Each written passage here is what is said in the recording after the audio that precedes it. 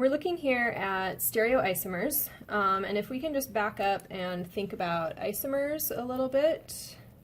This is a good review from the last couple of chapters. So isomers are two different molecules that have the same molecular formula. So that's the only requirement, is that they have the same molecular formula. So we've seen a few different types of those. In chapter 10, we saw constitutional isomers, and I guess we saw that in chapter 11 also. And then in and then the other category of isomers was stereoisomers, and that's where their structure is identical and yet there's something a little bit different. So one of the places we saw that was chapter 11 with cis and trans in alkenes, and then here we're in chapter 12 and we're going to see one last type of isomer. Those are called enantiomers. So enantiomers, we have the definition of over here. They are going to be, like it says over on the side, chiral molecules. It looks like chiral or Cheerio, but it's chiral. So these are chiral molecules, and they must have at least one chiral center. And we'll see what that means in a minute, okay? But these are what we're going to focus on here, are these enantiomers.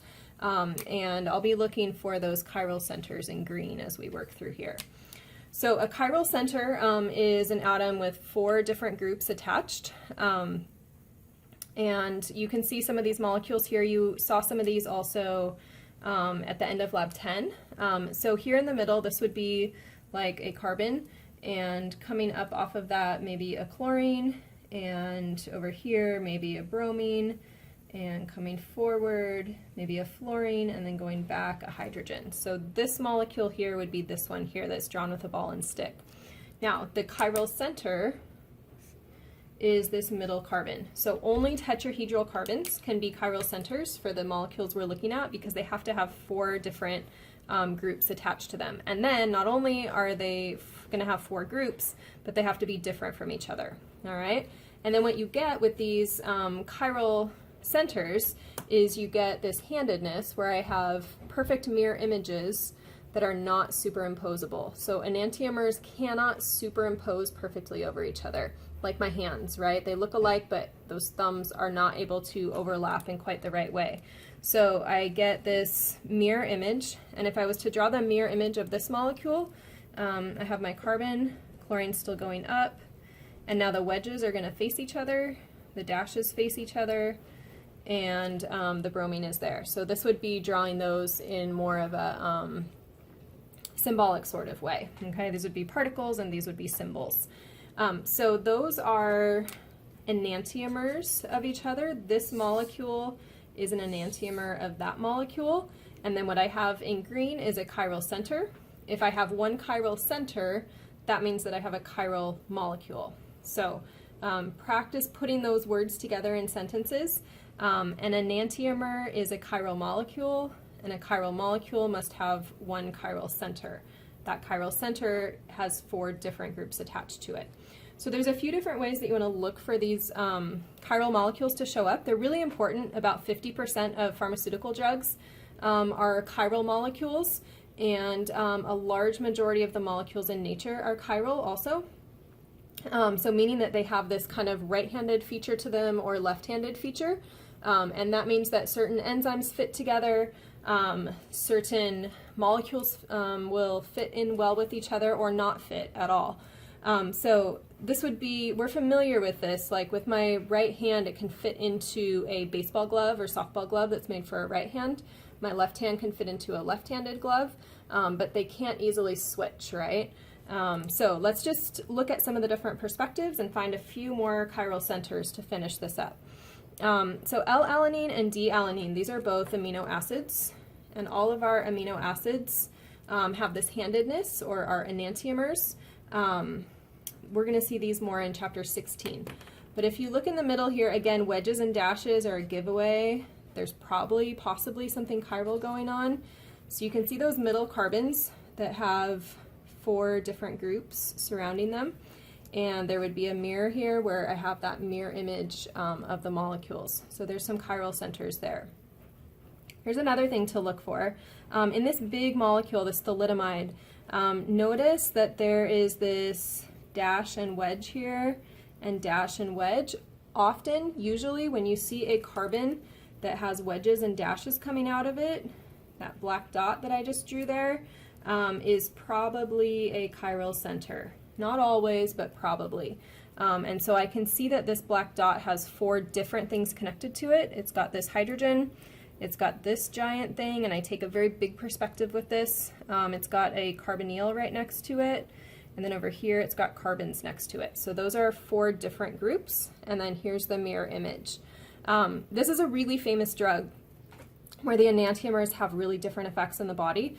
So this is sleep-inducing and also helps fight nausea. This enantiomer, and you can see the R in front of it, tells me that it's like the right-handed version of it. The mirror image of thalidomide is a teratogen. So if you aren't familiar with that word, this causes fetal mutations. So these are known to affect developing fetuses. So this was a drug that was used in the 1950s to help with anti-nausea, including for pregnant women, and come to find out that its enantiomer actually was going to cause terrible defects in those developing babies. So they had to obviously stop using it. There's a lot of metabolic differences in how these get handled in the body. With further studies, they found out that even if you isolated just the anti-nausea side of it, the sleep-inducing side, our bodies still converted it to the teratogen, so it didn't work no matter what to use that for women. I think recently they found out that this drug helps possibly fight prostate cancer, and so they just have huge warnings on it that you can't take this drug home for that use if you have any chance of someone being pregnant at home. So this is a classic case of paying attention to your enantiomers. Sometimes enantiomers do the same thing. Sometimes one is active and one is not, and this is like the worst case scenario where one is safe and one is not safe. So looking down here, same molecules, but just a different perspective. Again, this wedge versus dash should stick out to you. And this tells me that, hey, this is a chiral center.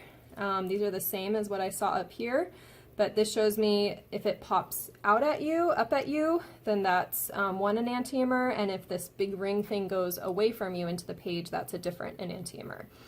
So looking for chiral centers, understanding that enantiomers might have some different properties as well there. Finally, let's take a look here at the glucose molecules. They're bigger and they have a few different centers. So we're going to look at how to evaluate each center. You can see that there's 6 carbons that are labeled here, and we want to look at if each of them is a chiral center.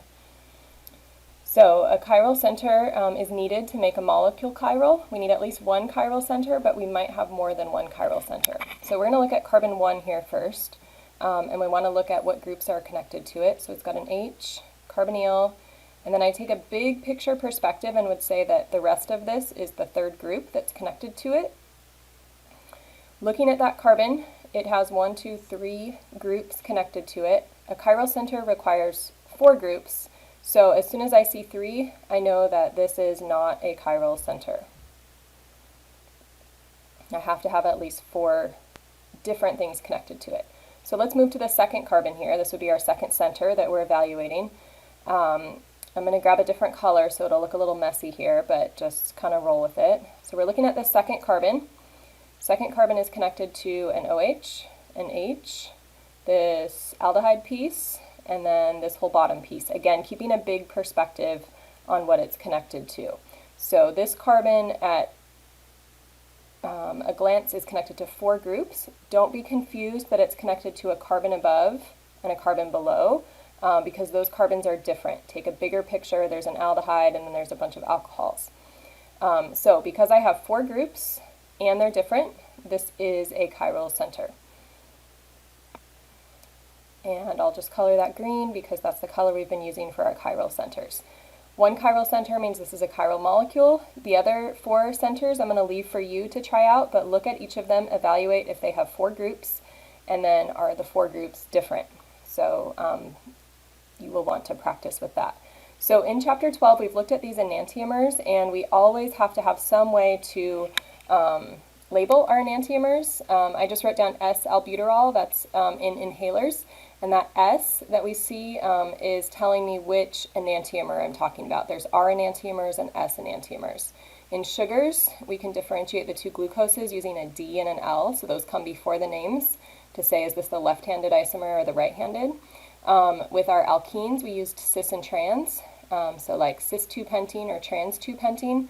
So these are three different prefixes, cis-trans, RS, or DL, ways that we can change the names to say which enantiomer we have, because their names will be identical, so we need some way to differentiate between the two of them. So that wraps up our enantiomers discussion.